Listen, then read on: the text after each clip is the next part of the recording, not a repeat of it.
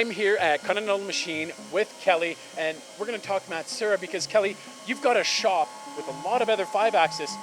How'd you end up with a Matsuura? Yeah, we have quite a few others.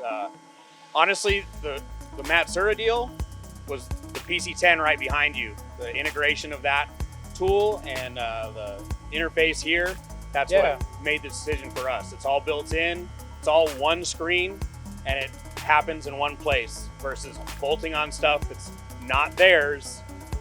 Yeah, it's great. So you went with Matsuura, you love the PC10, the bolt-on for the pallet changing and all of that. But what kind of difference has that actually made for you in your shop? Your Continental Machine's been here since what, 1965? 65, yes sir. So you guys have been in the business for a while. What has this made possible for you? What it's done for us is helped throughput in quality, to be honest. Those are important in a machine shop. Yep.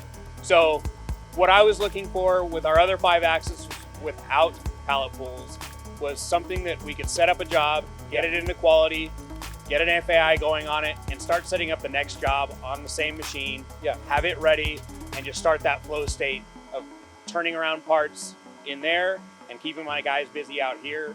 We're high mix, low volume.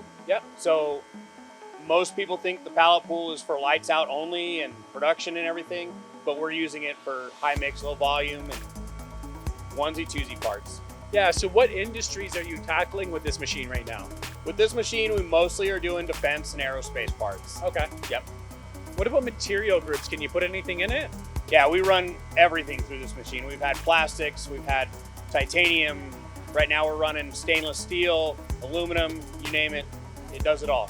Nice. And you're talking FAIs, which for anyone out there, they should all know, but it's first article inspections. So while you're waiting on that, how often does it come back that you have a lot of adjustments to do when it's been set up in the Matsuura? Not a lot. You set it up and it goes. Things are accurate, things are dialed. As a machinist, that's a very important point. Not all machine tools can make that claim. Right, yes. So based on what your experience has been so far with the MX-330 PC10, would you buy another one? Yes, definitely. Buy another one, possibly the bigger iteration, maybe more pallets, like a MAM 52V, something like that. Great purchase, we've loved it so far. Awesome. Well, thank you so much, Kelly. Yep, thank you.